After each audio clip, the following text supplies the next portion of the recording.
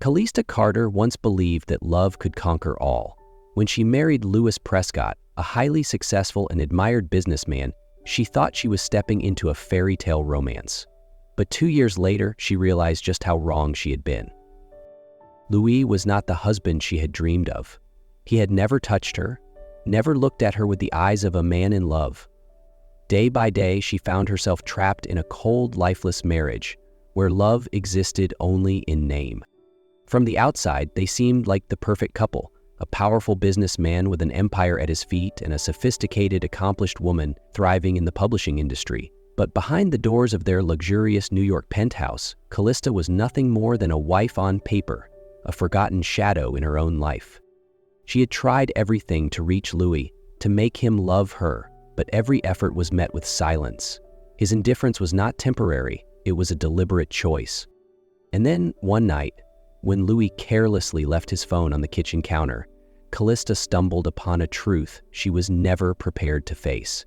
A truth that would shatter the last fragile hope she had been holding on to. This marriage was not just cold, it was a lie. And now she had to face the reality that perhaps Louis had never loved her at all. Calista couldn't remember the last time Louis touched her. No embrace, no kiss, no whispered words of love. They shared a home, but not a life. Every night, she lay alone in their vast bed, listening to the ticking of the clock, a cruel reminder of the loneliness that consumed her. Meanwhile, Louis returned late, the faint scent of unfamiliar perfume clinging to his shirt, sometimes not coming home at all.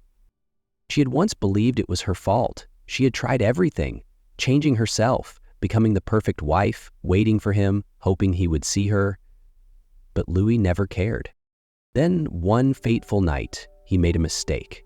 The man who was always so careful with his phone left it on the kitchen counter. Calista was not one to invade someone's privacy. But when the screen lit up, revealing a message that no wife should ever have to read, something inside her cracked. "Last night was incredible. I can still feel you on me. When can I see you again?" Her heart stopped cold. With trembling hands, she unlocked the phone, only to be met with an avalanche of similar messages from women she didn't know, words of love and passion that were never meant for her. Everything fell into place. The late nights, the lies about endless meetings, the distant, emotionless glances when she tried to reach for him. Louis hadn't just betrayed her. He had stolen 2 years of her life, making her believe in something that was never real. Fury and heartbreak waged war inside her as Louis walked into the kitchen, looking at her with mild curiosity, as if her world hadn't just crumbled to dust. "How could you do this to me?" Her voice trembled, not just with pain, but with a strength she had never known before. Louis merely raised a brow, then smirked. "Do what?" Calista threw the phone at him. "Don't play dumb, I saw everything." Louis glanced at the screen and then shrugged. No guilt, no remorse. "Did you really think I married you for love?" His laugh was mocking, cold. The world tilted beneath her feet. "Then why?" she whispered, fists clenched so tightly her nails dug into her palms. Louis sighed as if this conversation bored him. "My father wanted it, a polished wife made for good press, and you were easy, compliant, no drama." The words cut deeper than any blade ever could. She was never his love, only his convenience. But this time, the pain did not turn to tears. It turned to clarity, to rage, to a decision. That night, Calista packed her bags and walked away from that penthouse. Louis didn't stop her. No apologies, no regrets. And as the door shut behind her, she knew she was never coming back. Calista walked away from her marriage with Louis, but she had no idea where to go or what to do next. The apartment she rented was much smaller than the luxurious penthouse she once shared with Louis, but at least it was hers. Everything inside it was chosen by her, from the soft pastel curtains to the bookshelves filled with novels she loved. And yet, despite her newfound freedom, she felt empty. Every night, as silence filled her new home, Calista wondered, had she made a mistake leaving? Was this loneliness any better than the cold indifference she had endured? Those questions haunted her until he appeared. Sebastian Hale. The first time Calista met Sebastian was at a publishing gala where he had commanded the entire room with his confidence and authority. As the CEO of Hale Media Group, Sebastian was admired and feared, a man of intellect, precision, and undeniable power. But what most people didn't know was that Sebastian had been watching her for years. He had noticed her 2 years ago, before she married Louis. He had wanted to approach her, to speak to her, but when he saw the unwavering hope in her eyes as she looked at Louis, he had forced himself to walk away. Sebastian was not a man who took what wasn't his. But now, everything had changed. When news of her divorce spread, Sebastian knew his time had come. They ran into each other for the first time in years at a quiet cafe in the heart of the city. Calista sat by the window, absent-mindedly stirring her coffee, lost in thoughts that led nowhere. She barely noticed the shadow that fell over her table. Until she looked up, Sebastian Hale stood before her. "I heard about the divorce." His voice was deep, steady, yet laced with something restrained. Calista blinked. They had never been close, but the way he looked at her now felt anything but distant. "News travels fast," she murmured, forcing a small, detached smile.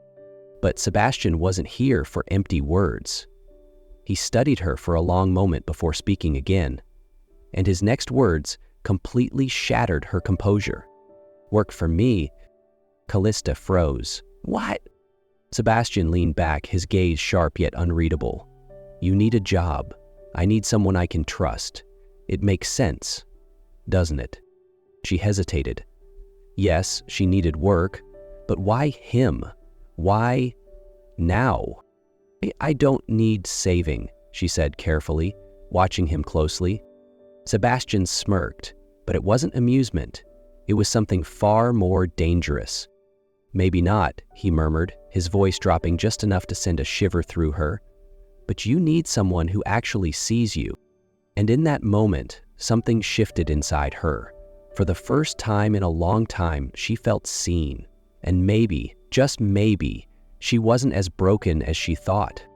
Working under Sebastian Hale was unlike anything Calista had ever experienced before. Sebastian wasn't just a powerful CEO, he was a force of nature, a man who commanded every room he stepped into. He exuded absolute control, but with her, that control seemed to crack a little more each day. At first, Calista tried to keep her distance. While Sebastian had given her a new path, she couldn't ignore the silent tension between them. Every time he passed by, she felt his eyes on her, heavy, searing, filled with an unspoken hunger. At first, she thought she was imagining it, but soon, it became undeniable. It was in the way they stood too close, in the way he always found an excuse to keep her working late, in the way his jaw clenched every time another man dared to speak to her. Sebastian was a man of control, but with her, that control was unraveling.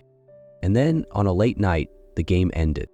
Calista was still at the office, focused on finalizing a report, when she felt him behind her. She didn't turn, but she could feel the weight of his gaze on her skin. "If I were your husband, I would have never left you alone." The words made her heart stutter. Slowly, Calista turned to face him, pulse racing. Sebastian leaned against her desk, his gaze dark, intense, filled with a desire he could no longer suppress. "Sebastian," she started, but before she could finish, he pushed off the desk, taking slow, deliberate steps toward her, forcing her to look up at him. "Say my name again, Calista." His voice was low, husky, a dangerous whisper. She forgot how to breathe. She should have stepped back, should have kept her distance, but she couldn't. And then he kissed her.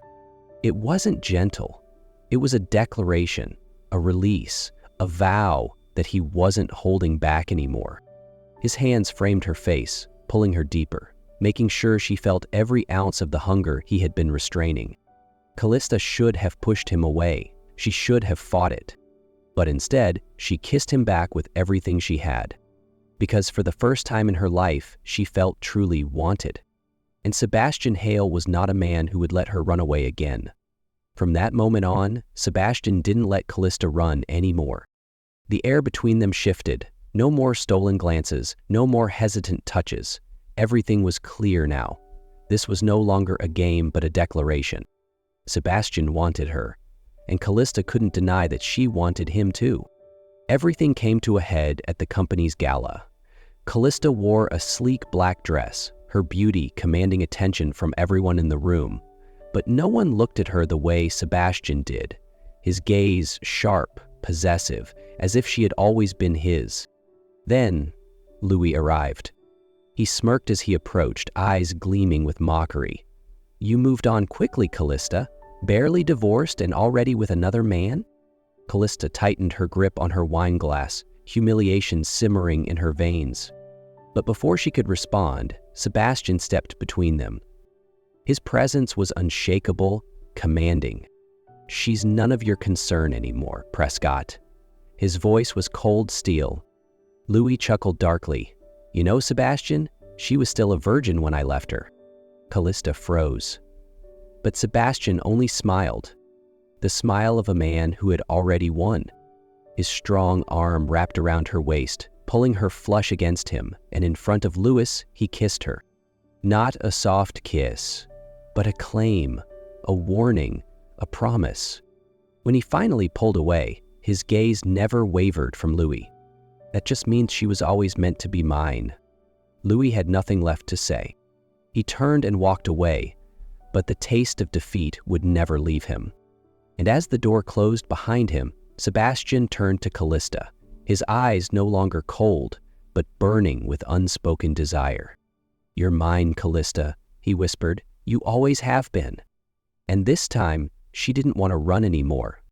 Sebastian never let her go again. After that night, there was no distance left between them. He kissed her like she was the most precious thing he had ever held, touched her with tenderness yet unwavering possession. Calista had never been loved this way, with passion, devotion, and an intensity that consumed her whole. And then, one day, Sebastian took her breath away completely.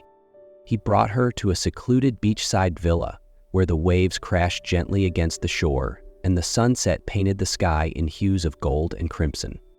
They sat on the balcony, glasses of red wine in hand, the ocean breeze tangling through her hair. Calista gazed out at the water, lost in thought, until she felt his eyes on her. She turned, and her heart stopped. Sebastian was kneeling before her, a stunning ring held between his strong fingers. "Marry me, Calista, not because it's the next step, not because it's expected, but because you know, deep down, that you belong with me, that you were always meant to be mine." Her breath hitched. "Sebastian..." But he didn't let her hesitate. His hand tightened around hers, his gaze holding everything she needed to know. "I don't want just a part of you." His voice was deep, steady, yet almost urgent. "I want it all. I want to wake up to you every morning, to be in every dream you have. I want forever, Calista." Tears welled in her eyes. She had once believed in love, had once been broken by it, but this time she knew this wasn't just another beautiful illusion. Because Sebastian didn't just love her, he worshipped her. Calista smiled through her tears, squeezing his hand. Yes, and as Sebastian slid the ring onto her finger, as he pulled her into a kiss beneath the golden light of the setting sun, Calista knew this was the best decision she had ever made. Callista's wedding day was nothing like the last one. This time, she wasn't a bride filled with doubt, trying to be enough for a man who never truly saw her. This time, she knew she was loved. The white gown hugged her figure perfectly, intricate lace details woven into every inch like it had been made just for her. When she looked in the mirror, she saw a different woman, one who was cherished, worshipped, and stepping into a marriage not out of obligation, but out of destiny. The grand doors swung open, and at the end of the aisle, Sebastian Hale stood waiting for her. He was dressed in a sharp black suit, tall and commanding, but his eyes held only one thing: her. Calista's heart pounded against her ribs as she took slow, steady steps toward him. Everything else disappeared. It was just her and the man who looked at her like she was his entire world. When she placed her hand in his, she felt warmth, protection, and the deep, unwavering love he held for her. His voice was steady, yet thick with emotion as he vowed, "From the moment I saw you, I knew you were meant to be mine. And today, in front of the world, I vow to love you, cherish you, and protect you, not just for this lifetime, but for every lifetime to come." Those words weren't just vows. They were a promise etched into his soul. When the officiant pronounced them husband and wife, Sebastian didn't wait a second longer. He pulled her into a kiss, deep and possessive, a kiss that wasn't just love, but a declaration to the world that she was his, forever. And when he whispered against her lips, his voice rough with emotion, "I've waited for this moment for so long, Calista, and I will never let you go." She smiled, squeezing his hand, knowing this was the beginning of forever. 3 years later, Calista never thought happiness could feel this complete. She woke up to the soft glow of morning sunlight filtering through sheer white curtains. Beside her, Sebastian was still asleep, one arm draped over her waist as if even in his dreams, he couldn't bear to let her go. She smiled, but before she could fully enjoy the quiet moment, a burst of laughter echoed from outside the door. "Mommy, Daddy." The bedroom door flew open, and their two little angels, Leo and Liana, came running in, their brown curls tousled from sleep, bright eyes gleaming with excitement. Sebastian groaned, burying his face in the pillow. "No way! It's too early!" Calista chuckled, but before she could respond, Leo leapt onto the bed, while Liana climbed onto Sebastian. "Wake up, Daddy! You promised to take us out today," Liana reminded him, her tiny hands trying to tug the blanket away. Sebastian sighed, but the soft smile tugging at his lips betrayed him. He pulled both kids into his arms, pressing a kiss to their foreheads, before looking over at the woman he loved most in the world. "I guess my sleep is officially over," he smirked, his gaze filled with warmth. Calista laughed, resting her head against his shoulder as their children giggled between them. This happiness she knew would last forever.